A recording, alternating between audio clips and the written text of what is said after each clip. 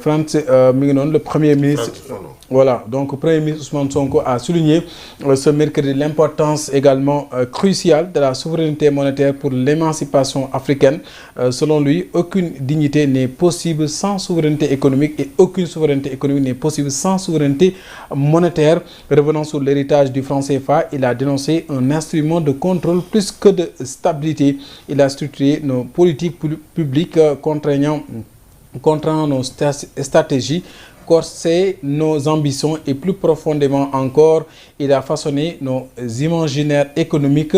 Une monnaie servile donc produit une mentalité servile. A-t-il encore dit? Ousmane Sonko a également mis en garde contre des réformes superficielles. Changer de nom sans changer de logique n'est pas une révolution. Oui, il a insisté sur la nécessité pour l'Afrique de disposer d'une monnaie autonome, capable de matérialiser le pouvoir d'un peuple, la tradition concrète de sa capacité de décider pour lui-même. mu ngi noonu ci tënk rek mooy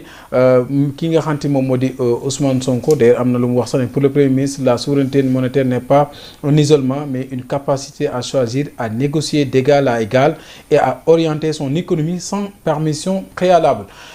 ci forum boobee kon collègue bi mu demoon nee na lu ci mën di wax mooy mënuñoo wax wàllum koom-koom goo xam dañ ci am suñu ko aafiya te amoo sa moomeelu bopp ci wàllum li nga xamante moom moo di kon koppar ba duut baaraam franc CFA bi ñu jàpp ne daanaka lu ci bëri lu jig njàgga moom la jàpp na nag wax loolee tekkiwul ne da ngay beru wante nag dafa nekk loo xamante ni lees di jël la si wàllum responsabilité pour que sa koom-koomu réew mën a suqaliku loolu bokk ci li nga xamante ni daana koy fësal Ali nga am ci ban jàngat. waaw li ma ci am ci jàngat dëgg la am na économistes yu bëri yu wax ne nit ki mënul am politique monétaire sans que mu am souveraineté politique économique sans que mu am souveraineté monétaire. Mais man li may faral aussi di wax mooy xam nga ni ñu bëggee jël CFA bi rek mettre ko sous la sellette. mel ne bu ñu jékki-jékki woon génn ci CFA bi rek lépp day daal di dox wala loolu tam dama ko gëmul. parce que am na réew yoo xam ne am nañ seen monnaie bopp te teewul ku ne ci ay jafe-jafe. donc man damaa yaakaar ne réew bu ne dafa am ay préalable yoo war a teg économie bi donc production am progrès ak li ci war yëpp am su ko defee nga mën a jëm ci kaw boo fekk ndax monnaie bi aussi nu mu mën a dem it mooy kii bi la rek duñ koy waxeeti économie bi ni muy doxee moo ci ëpp solo te aussi man xam nga li may faral di wax junj naa ko fi démb xam nga waxu souveraineté maanaam souveraineté yooyu di ko proclamer du loolu mooy yoon bi da ngay doxal lu jëm ci loolu xam nga Thomas Sankara daan na wax naan boo feebaree c'est pas parce que da ngay toog di tudd tur garab gi mooy tax nga wér da ngay jël garab gi naan ko xam nga ndax dégg ngeen wax bu baax waaw donc ñun bu fekkee ne daal am na loo xam ne jàpp nañ ko ci wàllu woowu dañoo war a def ay réformes yoo xam ne moom mooy wane ñu teg ci yoon boo xam ne dañuy xam ne ñii kat ci wàllu souveraineté sans que ñu nekk di ko proclamer urbi orbi nga xam ne ñuy toog ak beaucoup de finesse et de tact doxal loolu man loolu laa gëm te la ma daan wax aussi ci jamono Macky Sall moom laay faral di wax man mënumaa gëm yow ñu jox la nguur nga yor lépp ba pare après yow yaay wax ne lii lañ war a def fii lañ war a jëm ay yow koy doxal la rek waaw man loolu daal laa ci xalaat daal waaw en fait man damay rejoindre Ali parce que man toujours bu ñu waxee ay problème monnaie damay tiit parce que dama jàpp ne est-ce que tamit am monnaie changer monnaie dina tax ñu suqaliku parce que dama jàpp ne balaa ñu suqaliku d'abord lépp li nga xam ne dañ koy jéggaani bitim réew nan lañ mën a fexee ba nga xam ne fii suñu réew ñu def ko mais yow par exemple tey mënoo am benn Casamance bi nga xam ne tey nii mi ngi fi am fa ay fruits am nangam mais boo xoolee ñun lu ci ëpp ci Sénégalais yi li ñuy jëfandikoo bitim réew lay jógee muy ci lekk bi muy ci naan bi matériel bi ñuy tabaxee mais nan lañ mën a fexe d'abord ci loolu ñu saxal ko ba nga xam ne ëllëg koom-koom bi dina mën a jub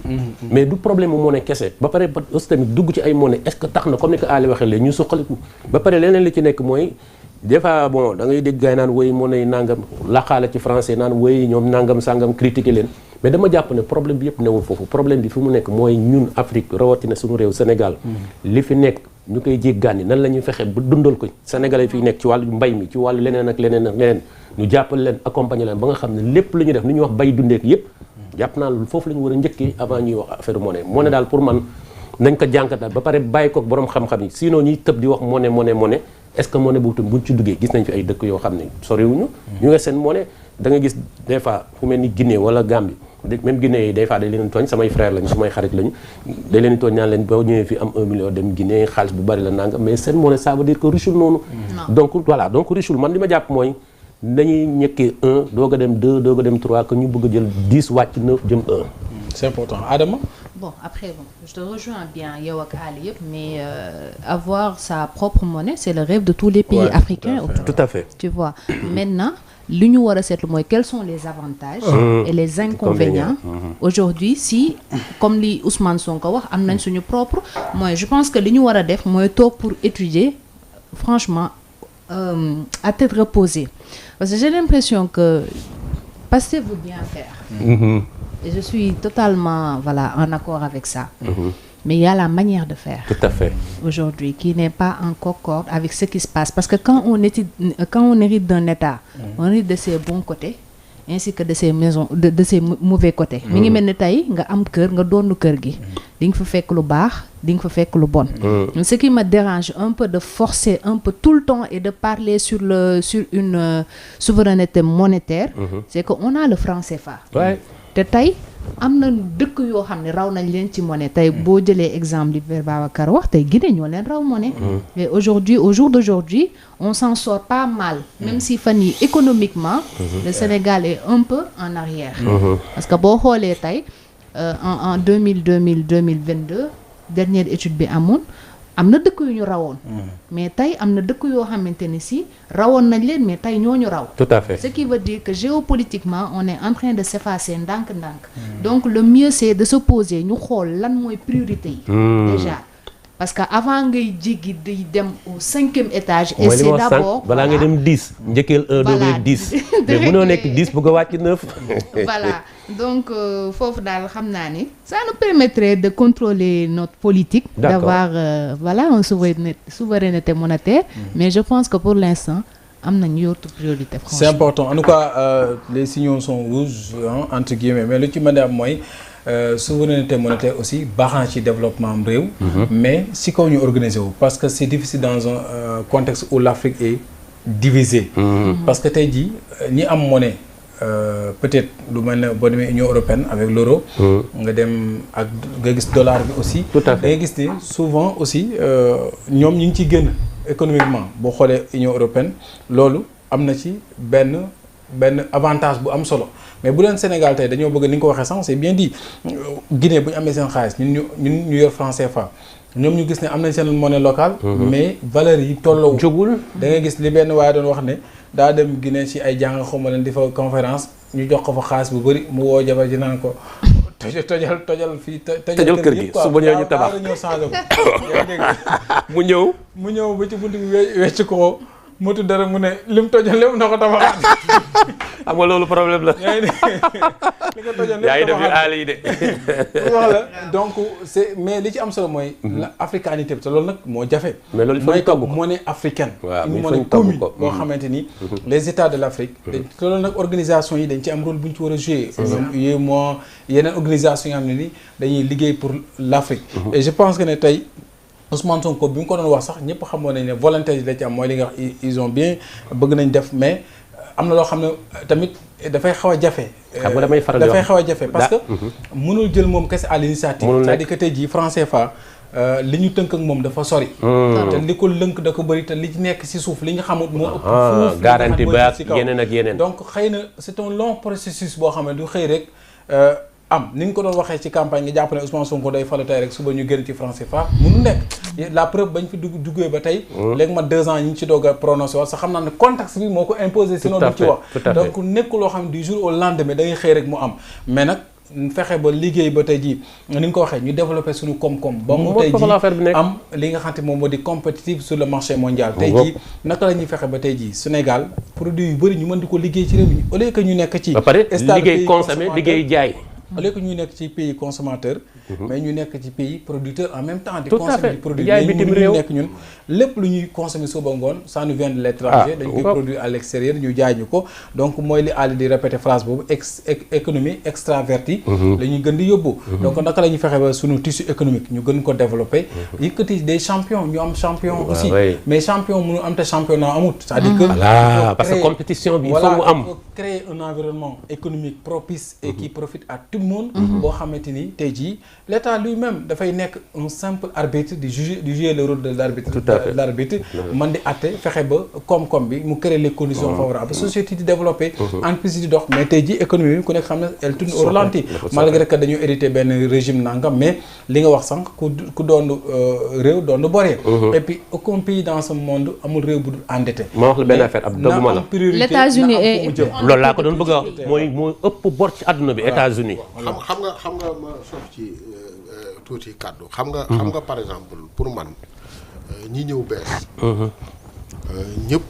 wax dëgg yàlla yéene leen ñu réussir parce que déjà ci wàllu li ma naan après les indépendances la ñu ñëw bu dee ci wàllu at am na daal un certain nombre de facteurs yoo xam ne am na yoo xam ne nit ñi jàpp nañ ne war nañ leen a ñaanal ñu réussir mais pour ñoom pour man bi ñu ñëwee bi ñu toogee ñoom li ñu waroon a xam jàpp ne moom mooy combat wala li ñu waroon njëkk a teg maanaam dokk yi mooy lu wàllu jëm ci wàllu économie bi lañ waroon a taxaw doxal ko ba pare teg ko ci éthique bu wér li ma naan éthique politique essor économique ñoom ci loolu lañ leen doon xaar léegi nag ni ñu koy waxeeti dëgg la ñoom nee nañ plus ou moins hérité nañ économie dëkk bu nangam mais je dis souvent que fépp foo dem ci àdduna wala plus même au Sénégal fii boo dee xool régime bu ñëw beneen régime bi la wuutu bu ñëwee danaan ñi li ma fi fekk c'est-à-dire que ñoom ñoo war a def preuve d'ingéniosité te ñoom amoon nañ benn capital confiance bi ma doon wax léegi nit ñi gëmoon nañ am yaakaar ñoom boo xam ne mënoon nañoo woon mobiliser les Sénégalais ci tâche de développement ci yenn affaires yu bëri yoo xam ne ñoom dañ ko mën a tax par exemple Abdou parlait tout léegi di wax environnement des affaires mënoon nañ ko defar créer des champions au Sénégal au niveau des banques créer ay champions banques tegal loo xam ne même par rapport ak seen souveraineté bi ñuy wax mbay mi ñu xoolaat ko parce que mbay mi aussi xam nga pour man boo ñëwee ne souveraineté alimentaire lañ bëgg alors que man li may faral di wax ci wàllu mbay mi li fi tubaab bi daan def rek man loolu laa fi gis maanaam bu campagne bi di ubbi engrais la ñuy wax bu campagne bi jeexee ñu fixé prix de l'arachide après paysans yi naan d'accord nañ ci d'accorduñ ci ceeg fii lañ nangam loolu ngay gisaat après on recommence alors que man il faut des transformations structurelles yoo xam ne ñoom bi ñëwee ci loolu lañ waroon a nekk di ko doxal ko rek fexe pousser le pays à aller de l'avant man loolu laa jàpp macha allah mu ngi noonu daañu ci gën a ñëwaat ci yeneen jotaay muy lu am solo koom-koom la ak waaye tamit réew moom bala ngay moom sa bopp da ngay mënal sa bopp mën sa bopp moom sa réew il faut ñu pare ba pare bala ñu dàq ay francs CFA c'est vrai man jàpp naa ne réew mënuñ ñoo yoroo suñu xaalis di ñu ko garantir au niveau de la banque centrale en Europe ñun suñu biir mënuñ ko dénkaane ci biti suñu njàng dénkaane ko ci biti suñu xel ak suñu faju dénkaane suñu wér-gu-yaram ci biti ñun suñu lépp dénk ko ci biti loolu nag kon moomaguñ suñu bopp maintenant nag nañu fexe ba créer conditions yi fii ba moom suñu réew mënal suñu bopp dooga moom sa bopp maanaam da ngay mën sa bopp ba pare dooga moom sa bopp boo mënul sa bopp mënoo moom sa bopp donc loolu c'est important mi ngi noonu ñu daal di avancer une fois n'est pas coutume le temps que ñu ñëw ci l'actualité ak la diaspora dañuy